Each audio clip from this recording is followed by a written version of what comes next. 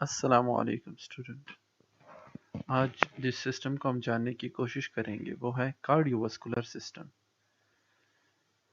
इससे पहले हम बकिया चैप्टर्स पढ़ चुके हैं तो अब इसकी तरफ बढ़ रहे हैं। कार्डियोवास्कुलर सिस्टम जिस तरह के हम जानते हैं हमारा दिल और उससे अटैच वेसल्स पर मुश्तमिल होता है। यानी इस सिस्टम के दो इम्पॉर्टेंट पार्ट हैं, हार्ट और ब्लड वेसल्स। हार्ट का काम है ब्लड को पंप करना, ब्लड को मुख्तलिफ टिश्यूज़ तक पंप करना और उससे वापस आने वाले ब्लड को कलेक्ट करना। दूसरी तरफ वेसल इस ट्रांसपोर्ट में अहम रोल अदा करती है, जिस तरह की सड़कें। ये इस ब्लड को हार्ट तक ले जाने और ले आने का काम करता है। अब आगे बढ़ते हैं। हार्ट जो है ये एक मस्कुलर ऑर्गन है जिसका एक ही काम है pumping the blood throughout the circulatory system. It is situated between यहाँ पड़ा कहाँ पर होता है, ये हमारे टू लंग्स जो है, between the two lungs है, in the mediastinum space. It is made up of 4 chambers, 2 artery and 2 ventricle. इसको मैं डिटेल में आगे आपको समझाता हूँ, बट ये एक इंट्रोडक्शन है जो लिखे हुए फॉर्म में भी आपके पास होना चाहिए। तो इसके दो चैम्बर ऊपर और दो नीचे। ऊपर के चैम्बर को हम आर्ट्रिया और नीचे के चैम्बर्स को हम वेंट्रिकल्स कहते हैं। The musculature of ventricle is thick then that of the atria. जो आर्ट्रिया है उसकी निस्बत हमारे वेंट्रिकल के मसल्स जो हैं काफ़ी स्ट्रांग होते हैं। एक्चुअली हमारे आर्ट्रिया जो है वो जस्ट ब्लड रिसीविंग का काम कर रहे होते हैं, पंपिंग का काम हमारे वेंट्रिकल्स ही परफॉर्म कर रहे होते हैं। सो दे गेट स्ट्रॉन्गर, वक्त के साथ वो काफ़ी स्ट्रांग हो चुके हैं। फोर्स ऑफ कंट्रैक्शन जो है डिपेंड अपॉन करती है मसल्स। इसमें ये जो मसल्स है ये हार्ट पूरा का पूरा मस्कुलर ऑर्गन है और ये मसल से बना होता है। अब इसकी जो दो साइड्स हैं, अगर हम इसको बीच से ऊपर से नीचे काटें तो दो साइड को हम जिक्र करेंगे, एक राइट साइड होगी और एक लेफ्ट साइड होगी।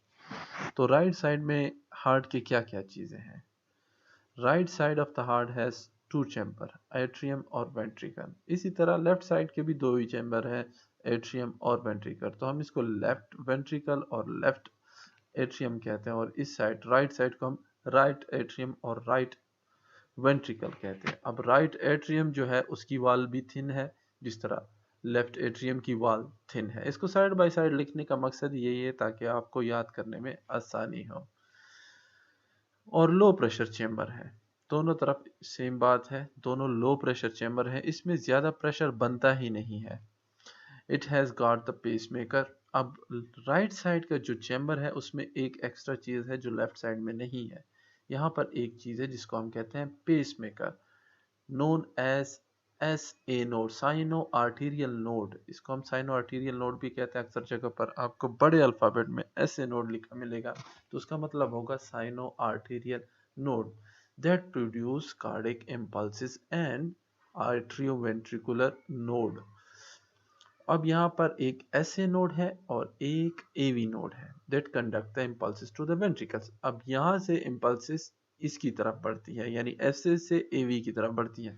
ये हम आगे लेक्चर्स में काफ़ी डिटेल में देखेंगे, बट यहाँ पर हम हार्ट का स्ट्रक्चर सीखने की कोशिश कर रहे हैं। तो these are the parts of the heart, और ये बात यहाँ पर मिसिंग है, यानी कि एसए नोड एवी नोड यहाँ पर कुछ ऐसा नहीं है। अब एवी नोड जो है ये आगे इस इम्पल्स को कैरी करता है। अब ये एसए नोड जो है ये हमारे ब्रेन के साथ अटैच नहीं है, ये किसी भी सिस्टम के साथ अटैच नहीं है, ये खुद ही इम्पल्स जनरेट करता है। राइट एट्रियम जो है ये वीनस ब्लड यानी डीऑक्सीजनेटेड ब्लड रिसीव करता है। अब डीऑक्सीजनेटेड है मतलब जिसे हम बचपन में कहते थे गंदा खून, और इसको ये गंदा खून लाने वाली दो वेन्स हैं। एक वो वेन्स जो हमारे हेड और अपर लिम्स यानी बाजुओं से ब्लड हमारे हार्ट की तरफ लाती है, सुपीरियर वेना केवा इसका नाम है, that return venous blood from the heart, neck and upper limb, ऊपर के जो हमारे हाथ हैं। और एक नीचे का पूरा जिस्म जो है जिसमें हमारा जीआईटी, हमारा लीवर, हमारे बकिया और इंफीरियर वेना केवा। अब बकिया जो हमारा पूरा जिस्म है, जिस तरह मैंने कहा कि पूरा जिस्म, उससे ब्लड ये वाली वेना केवल आती है। इंफीरियर इसके नाम से ही जाहिर है, ये ऊपर से आ रही है सुपीरियर और ये नीचे से inferior. Right atrium communicate with the right ventricle. ये राइट वेंट्रिकल के साथ कम्युनिकेट करती है। इन दोनों के बीच में एक सुराख है जिसको हम ट्राइकस्पिड वॉल के थ्रू जिसे कहते हैं गार्ड किया जा रहा है। Wall of the right ventricle is thick. Venus blood from the right atrium enter the right ventricle. या आगे मैं स्ट्रक्चर में भी आपको समझाऊंगा कि सुपीरियर और इंफीरियर वेना केवा से जो ब्लड है ये हमारे एट्रियम में आता है, राइट एट्रियम में, और ये यहाँ से हमारे राइट वेंट्रिकल में चला जाता है एक सुराख के थ्रू, एक ओपनिंग के थ्रू। इस ओपनिंग पर मौजूद होती है ट्राइकस्पिड वाल्व। ये वन साइडेड वाल्व है, ये वापस ब्लड फ्लो रोकती है। अब ये यहां से it carries the venous blood from the right ventricle to the, अच्छा, अब हमारे राइट वेंट्रिकल में ओपनिंग होती है। From the right ventricle pulmonary arteries rise. यहां से लंग्स की जानिब जाने के लिए वेसल्स होती हैं, ठीक है, और उन पर भी वॉल्स लगी होती हैं। तो मैंने यहाँ पर कहा एक वॉल ट्राइकस्पिड वॉल और दूसरी वॉल जो पल्मिनरी आर्टरी पर मौजूद है। It carries the venous blood from the right ventricle to the lung. In the lung the deoxygenated blood is oxygenated. और लंग का क्या काम है? वो और कोई जग नहीं मार रहा होता, सिर्फ ऑक्सीजनेट कर रहा होता है। तो ऑक्सीजनेट करता है और ये ब्लड वापस आ जाता है हमारे लेफ्ट साइड के पास। ये स्ट्रक्चर पर भी मैं समझाऊंगा, बट इसको भी आप देख लें। अच्छा, receive oxygenated blood from the lungs, जिस तरह हमने कहा यहाँ से चला गया, ऑक्सीजनेट हुआ और ये थ्रू पल्मोनरी वेन दिस पहुंच जाता है हमारे पास हमारे लेफ्ट साइड के एट्रियम में, ठीक है। This is the only exception. अब यहाँ पर हम जिसे कहते हैं वेन्स में तो जनरली डीऑक्सीजनेटेड ब्लड होता है, पर इस वेन में ऑक्सीजनेटेड ब्लड है, ठीक है। और ये आगे हार्ट के पास, हार्ट का जो एट्रियम है लेफ्ट साइड का, वो इस ब्लड को रिसीव करता है और एक बाइकस्पिड वाल के जरिए उसको अपने वेंट्रिकल यानी लेफ्ट वेंट्रिकल के पास भेज देता है। लेफ्ट वेंट्रिकल आफ्टर फिलअप होने के इसको एओर्टा की तरफ भेजता है। अब लेफ्ट वेंट्रिकल और एओर्टा के बीच में भी एक वाल होती है और वो भी वन साइडेड वाल होती है। इनके जिक्र भी हम आगे करेंगे। तो मैंने कहा 4 चेम्बर, 2 इस साइड पर 2 इस साइड पे, 4 वाल्व्स, 2 इस साइड पे और 2 इस साइड पे, यानी 4 चेम्बर 4 वाल्व का ये सिस्टम है जिसे हम कह रहे हैं हार्ट। ये बातें जो अभी आपको मैंने कही, अब इसको एक स्ट्रक्चर पे देखते हैं। ये है हमारा राइट एट्रियम और इसके नीचे ये बड़ा सारा हमारा राइट वेंट्रिकल है। इन दोनों के बीच में ये है हमारी ट्राइकस्पिड वाल। तो राइट एट्रियम, राइट वेंट्रिकल और ट्राइकस्पिड वाल हमारी सुपीरियर वेना केवा, जिस तरह का इसका ब्लू कलर जाहिर कर रहा है कि इसमें आने वाला ब्लड डीऑक्सीजनेटेड है। और ये है हमारी इंफीरियर वेना केवा, यानी ऊपर से भी एक सुराख है और एक नीचे से भी सुराख। तो यहाँ पर हमारे पास हो गई ये तीनों structure, superior vena cava, inferior vena cava. अब ब्लड इन दो से इस चेम्बर में आता है, हमारे अपर लिम्स हेड और नेक से और हमारी होल बॉडी से। इस चेम्बर से ये हमारे इस वेंट्रिकल में आके जमा हो जाता है। जब ये फिल अप हो जाता है तो वेंट्रिकल कॉन्ट्रैक्ट करता है और इस ब्लड को इस वाल्व के थ्रू आगे पुश करता है। अब आप देख सकते हैं कि इससे 2 पाइप इस साइड पे और 2 पाइप इस साइड पे आए हैं, तो ये हमारे पल्मोनरी सर्कुलेशन का अब हिस्सा बन जाते हैं। ये है हमारी पल्मोनरी आर्टरी, ठीक है। ये ब्लड को कैरी कर रही है लेफ्ट साइड, लेफ्ट लंग के पास, और हमारी ये कैरी कर रही है राइट साइड के पास। अब यहाँ से ब्लड गया, ऑक्सीजनेट हुआ और वापस आया हमारे पल्मोनरी वेन के थ्रू हमारे लेफ्ट एट्रियम में। लेफ्ट एट्रियम जो है और राइट एट्रियम, ये सिर्फ ब्लड रिसीविंग का काम कर रहे हैं, इसलिए इनकी वॉल्स थिन है, ज़्यादा मस्कुलर नहीं है, क्योंकि इन्हें कुछ पंपिंग का काम ही नहीं करना। अब ये इस वाल्व के जरिए, जिसको हम कहते हैं बाइकैस्पिड वाल्व, इस वाल्व, ये एक रास्ता है जिसको गार्ड किया गया है बाइकैस्पिड वाल्व के जरिए, ये पहुंच जाता है हमारे लेफ्ट वेंट्रिकल में।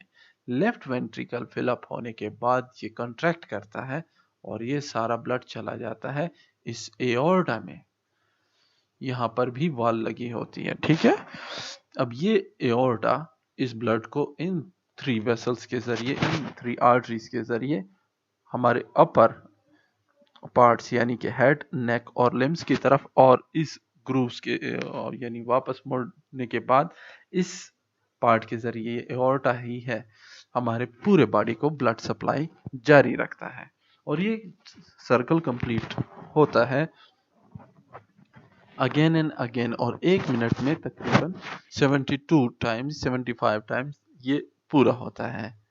इसमें तकरीबन 4 से 6 लीटर का ब्लड आगे ये पंप कर सकता है। ये एक छोटा सा इंट्रोडक्शन है हार्ट का। आगे जाके हम इसमें मौजूद ऐसे और एवी नोड्स की बात करेंगे और परकिंजी फाइबर्स की भी बात करेंगे, कंट्रैक्शन होती कैसी है, बट अभी इसका स्ट्रक्चर हम सीख रहे हैं। अब ये हार्ट जो है, यहाँ पर अगर हम इस जगह को देखें तो हम कहेंगे ये हार्ट लेयर्स से बना है। अब अगला जो टॉपिक है वो है लेयर्स ऑफ द हार्ट। अब हार्ट जो है वो 3 लेयर से बना है। आउटर को हम कहते हैं पेरिकार्डियम, मिडल को हम कहते हैं मायोकार्डियम और इनर को हम कहते हैं इंडोकार्डियम। इन तीनों की डिटेल अभी आपके सामने है। पेरिकार्डियम जो है ये आउटर मोस्ट कवरिंग है, जो अगर मैं किसी के हार्ट को निकालूं तो सीधी जो मेरी नज़र पड़ेगी वो होगी पेरिकार्डियम पर। अब इसकी 2 लेयर है, आउटर पेरिटियल लेयर और इनर विसरल लेयर, और इन दोनों के बीच में the space between the 2 layer is called pericardial cavity और pericardial space and it contain a thin film of fluid. इसके बीच में फ्लूइड होता है, ये 2 लेयर्स हैं और इसके बीच में फ्लूइड मौजूद है। अब जो आउटर पेरिकार्डियम है, आउटर पेरिट्रियल लेयर जो है, इसका जिक्र हो रहा है, forms a strong protective sac for the heart. ये एक, जिसे कहते हैं सेक बनाता है, एक शॉपर, एक थैला बनाता है जिसमें हार्ट पड़ा हुआ है। It help also to anchor the heart within the mediastinum. ये हार्ट को जो उसकी जगह है, जो जिस स्पेस में वो लोकेटेड है, ये इसको उधर ही रखता है। चाहे हम सोएं, उल्टे हो जाएं, सीधे हो जाएं, हम भागे दौड़ें, ये उसको उस स्पेस से, यानी हार्ट को अपनी स्पेस से बाहर निकलने नहीं देता। Parietal parietal pericardium is made up of 2 layers. हमारी ये लेयर जो है ये खुद 2 लेयर पर मुश्तमिल है, outer fibrous layer, inner serous layer. Outer जो फाइब्रस लेयर है of the parietal pericardium is formed by thick fibrous connective tissue. ये काफ़ी थिक होती है और फाइब्रस कनेक्टिव टिश्यू से बनी होती है। It is attach to the diaphragm. नीचे से हार्ट की जो और नीचे का पार्ट है, ये इसको डायफ्राम के साथ अटैच करती है। यही वजह है कि हार्ट ज़्यादा अपनी स्पेस से बाहर नहीं जाता, क्योंकि वो डायफ्राम से अटैच होता है। And it is continuous with the tunica adventitia, outer walls of the vessels के साथ। अगर हम इसको देखें तो ये यहाँ से हमारे डायफ्राम के साथ अटैच होते हैं और ऊपर इसकी लेयर्स हमारे वेसल्स के साथ अटैच होती हैं। क्योंकि आउटर मोस्ट लेयर है तो ये यहाँ पर अटैच होती है। कौन अटैच होती है? हमारी फाइब्रस लेयर अटैच होती है। Entering and living the heart, जो वेसल्स जो हमारे हार्ट से लीव कर रही हैं या हार्ट को पहुंच रही हैं। हार्ट को पहुंचने वाली एओर्टा है और हार्ट को पहुंचने वाली जो है वेना केवा है और लीव करने वाली एओर्टा है। इसी तरह पल्मोनरी वाली भी है। It is attached with diaphragm below because of the fibrous nature. It protects the heart from overstretching. अगर कभी हम भागे दौड़े भी और हमारा हार्ट कोई मैक्सिमम कैपेसिटी भी परफॉर्म कर रहा हो, बहुत ज़्यादा ब्लड भी पंप कर रहा हो, उस सिचुएशन में भी ये हार्ट को ओवर स्ट्रेच होने से बचाती है। सीरियस लेयर, पेरिकार्डियम की सीरियस लेयर की बात हो रही है, आउटर पेरिकार्डियम की, is formed by the mesothelium, ये टिश्यू है, together with the small amount of connective tissue. Mesothelium contains squamous epithelium cells which secrete a small amount of fluid. यहाँ से वो फ्लूइड सिक्रीट हो रहा है जिसका हमने जिक्र किया था।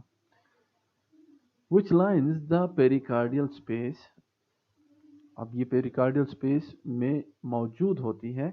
This fluid prevent friction and allow free movement. अब हार्ट जो है इतना ज़्यादा दग दग कर रहा होता है, तो ये अगर खुश्क टिश्यूज हो आपस में, दे विल, जिसे कहते हैं friction, they will produce some friction, but due to this fluid the friction is minimum or no friction, और साथ में कूलिंग इफेक्ट भी परफॉर्म करती है। When it contract and relax the total volume of the fluid is only about 25 to 35 ml। Heart के गिर्द जो pericardium है उसमें जो फ्लूइड मौजूद है उस पेरिकार्डियल स्पेस में, वो 25 to 35 ml है, और उसका काम क्या है?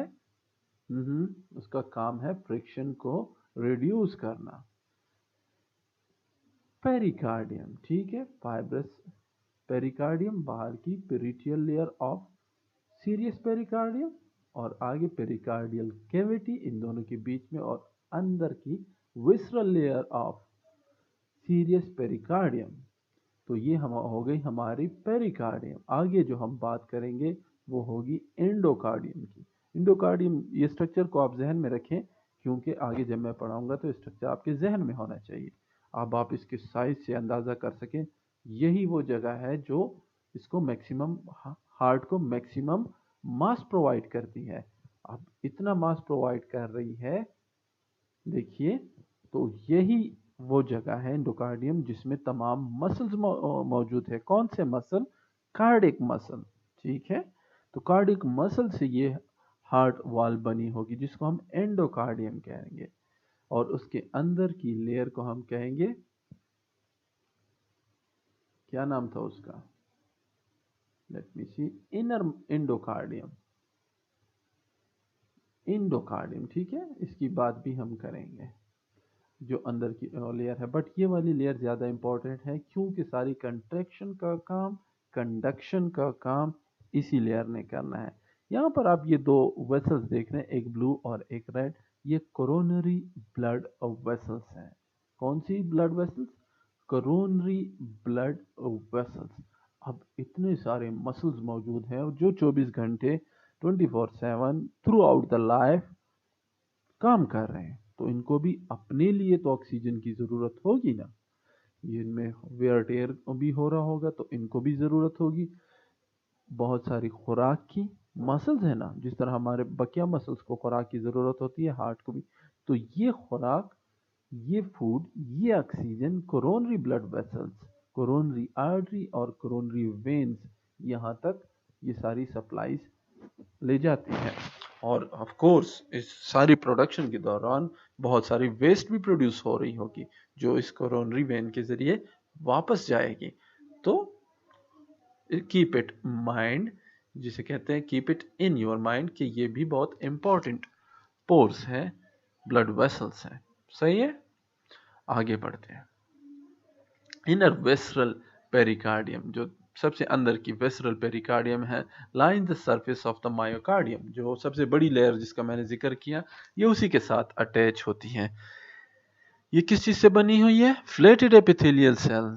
The layer is also known as epicardium, इसको एपिकार्डियम भी कहते हैं। तो ये हो गई हमारी पहली लेयर, पेरिकार्डियम की 3 लेयर। अब बात करते हैं मायोकार्डियम की। मायोकार्डियम बड़ी इंपॉर्टेंट है। Is the middle layer of the wall of the heart. It is formed by cardiac muscle fiber or cardiac myocyte.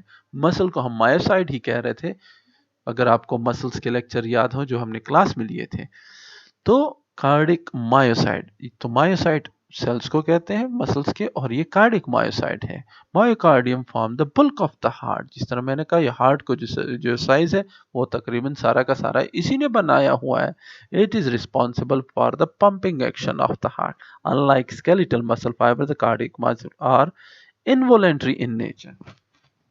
हमने पढ़ा है ना वॉलेंट्री और इनवॉलेंट्री मूवमेंट्स, तो ये इनवॉलेंट्री में हमने पढ़ा था, और ये मसल्स यानी कार्डिक मायोसाइट से बने हुए हैं, और ये इनवॉलेंट्री मूवमेंट है, ये खुद ही जनरेट कर रही है, हमारे इवन माइंड के कंट्रोल में भी नहीं है। Myocardium has 3 type of muscle fibre, 3 किस्म के मसल फाइबर हैं इसमें। ये इंपॉर्टेंट है। पहले तो वो जो कि हार्ट की हार्ट बीट प्रोड्यूस करते हैं, कंट्रेक्टाइल यूनिट है जो हार्ट को कंट्रैक्ट करते हैं, रिलैक्स करते हैं। दूसरे वो मसल फाइबर जिससे पेसमेकर बना है। पेसमेकर कौन था? पहले हमने इसको पहली स्लाइड में हमने देखा, एवी नोड पेसमेकर वो है, ठीक है। Muscle fibre which form conductive system, कौन से? अब यहाँ पर जो इसका बकिया हमारे बॉडी में जो कंडक्टिव सिस्टम चल रहा होता है वो हमारा नर्व सिस्टम करता है, पर यहाँ पर ये मसल फाइबर से बना है कंडक्टिव सिस्टम। यहाँ पर परकिंजी फाइबर्स का जिक्र हो रहा है। आगे हम जब कंडक्टिव सिस्टम पढ़ेंगे तो परकिंजी फाइबर आपके सामने मैं रखूंगा। तो फिलहाल परकिंजी फाइबर हमारा कंडक्टिव सिस्टम है। पहले जो हमने कहा muscle fibre which form contractile unit of the heart, वो फाइबर्स जो हार्ट को कंट्रैक्ट होने में हेल्प करते हैं। अब इसकी बात करते हैं। यहाँ पर आप एक बात जब मैं इसको रीड करूंगा आपके जहन में आएगी, ये तो तकरीबन सारे के सारे हमारे स्केलेटल मसल्स की तरह है, बट थोड़े से डिफरेंसेस हैं, वो भी मैं आपको बताऊंगा। These cardiac muscle fiber are striated and resemble the skeletal muscle fiber in structure. Wow, उसी की तरह है। Cardiac muscle fiber is bound by sarcolemma, as that were muscles of skeleton. It has a centrally placed nucleus. इसका nucleus centre में होता है। Myofibrils are embedded in the sarcoplasm. Sarcoplasm में यानी साइटोप्लाज्म में ही इसके मायोफाइब्रिल्स पड़े होंगे, जिस तरह हमेशा से होते हैं। Sarcomere of the cardiac muscle has all the contractile protein. कौन से कंट्रेक्टाइल प्रोटीन हम पढ़ चुके हैं? एक्टिन है, मायोसिन है, ट्रोपोनिन है, ट्रोपोमाइसिन है। एक्टिन और मायोसिन पर ट्रोपोनिन और ट्रोपोमाइसिन हम पढ़ चुके हैं, अगर आपको स्ट्रक्चर याद हो तो। Sarcotubular system in the cardiac muscle is similar to that of the skeletal muscle. तकरीबन ये मसल सारे के सारे हमारे स्केलेटल मसल की तरह होते हैं, बट जो इम्पोर्टेंट डिफरेंस है बिटवीन द स्केलेटल मसल और the cardiac muscle is that the cardiac muscle fibre is branch. ये ब्रांच्ड होते हैं, और जो स्केलेटल मसल थे वो ब्रांच नहीं थे, वो सीधे सीधे फाइबर्स की तरह थे, स्ट्रेट, ठीक है। तो यहाँ पर जो ब्रांचिंग है ये इंपॉर्टेंट है। दूसरी layer pacemaker, which form the pacemaker. Some of the muscle fiber of the heart modified into a specialized structure known as pacemaker. ये pacemaker है, ठीक है। वो भी मसल से ही बना है। These muscle fiber forming the pacemaker have less striation. इसमें जो striation है वो बहुत कम है, जो इंटरकनेक्टिविटी है। Pacemaker is a structure in the heart that generate the impulses for heartbeat. हर हार्ट बीट के लिए जो इम्पल्स है वो इस पेसमेकर से निकलती है। It is formed by pacemaker cells called P cells. ये पी सेल्स से बना हुआ है। इसको हम कहते हैं साइनो आर्टेरियल नोड। ऐसे node form the pacemaker in the human heart, ठीक है। ऐसे नोड कहते हैं, और इसी से हमारा पेसमेकर बना हुआ है। अब तीसरा जो है हमारे लेयर जो है या type of fibres, muscle fibres जो है, conductive system of the heart is form. अब इस पेस मेकर से ये जो इसने इम्पल्स जनरेट की है, इसको पूरे हार्ट में भी तो पहुंचाना है ना, तो पूरे हार्ट में पहुंचाने के लिए एक वायरिंग बनी हुई होती है, उस वायरिंग को हम कहते हैं कंडक्टिव सिस्टम। तो बहुत मसल मॉडिफाइड हो गए होते हैं कार्डिक मसल के, और ये इम्पल्सिस को ऐसे node say from SA node are transmitted to the atria directly. However, the impulses are transmitted to ventricle through various component of conductive system. अब एट्रिया में तो ये मौजूद होता है, तो उसको बगैर किसी कंडक्टिव सिस्टम में के ये एट्रिया में ये इम्पल्स मूव कर जाती है, बट बकिया हार्ट में मूवमेंट के लिए इसको एक कंडक्टिव सिस्टम की जरूरत होती है, ठीक है, परतंजी फाइबर्स। अब सबसे अंदर की layer endocardium. Endocardium is the innermost layer of the heart wall. It is a thin, smooth and glistering चमकदार membrane. It is formed by a single layer of endothelial cells. ये बहुत ही बारीक है और जिसे कहते हैं स्मूथ है, क्योंकि इसका कोई काम नहीं है, बस ये हार्ट के अंदर की सरफेस को साफ सुथरा रखती है ताकि कोई ब्लड जो है वो यहाँ पर रह ना जाए और यहाँ से सारा का सारा ब्लड पंप आउट होता रहे on each beat. Lining the inner surface of the heart, ये inner surface of the heart को लाइन कर रही होती है। Endocardium continue as endothelium of the blood vessel, जो हार्ट से ब्लड वेसल्स निकल रही होती हैं ये उन्हीं के साथ कंटिन्यू करती हैं और आगे बढ़ जाती है, यानी ब्लड वेसल की इनर जो लेयर है ना वो भी इन्हीं सेल से बनी होती है, ठीक है, ब्लड वेसल्स की इनर लेयर भी इन्हीं सेल से बनी होती है। अब लास्ट में हम बात करें वाल्व्स। हमने कहा था total 4 chamber of the hearts हैं और 4 वाल्व्स हैं। There are 4 valves in the human. 2 valves are in between atria and ventricle called atrioventricular valve and other 2 are the semilunar valves. इनको semilunar valves कहते हैं और कहाँ पर है? At the opening of the blood vessel arising from the ventricles, namely systemic aorta and pulmonary artery, यहाँ से ये जनरेट करती हैं। Valves of the heart permit it flow of blood through heart in only one direction. जितनी चारों valves हैं ये तमाम की तमाम फ्लो ऑफ द ब्लड सिर्फ एक डायरेक्शन में रखती है, एक बार इससे गुजर गया वापसी नहीं मुमकिन, ठीक है। तो याद रखिए सेमिलुनर वाल्व्स और आर्ट्रियो वेंट्रिकुलर वाल्व्स। बच्चों कोई क्वेश्चन हो तो प्लीज कीजिए, मुझे खुशी होगी आंसर करने में। मेरे चैनल को ज़रूर सब्सक्राइब कीजिए और बेल आइकॉन भी दबा दीजिए ताकि आपको हर वीडियो की नोटिफिकेशन टाइम पर मौसूल हो सके। तब तक के लिए खुश रहिए, सेफ रहिए।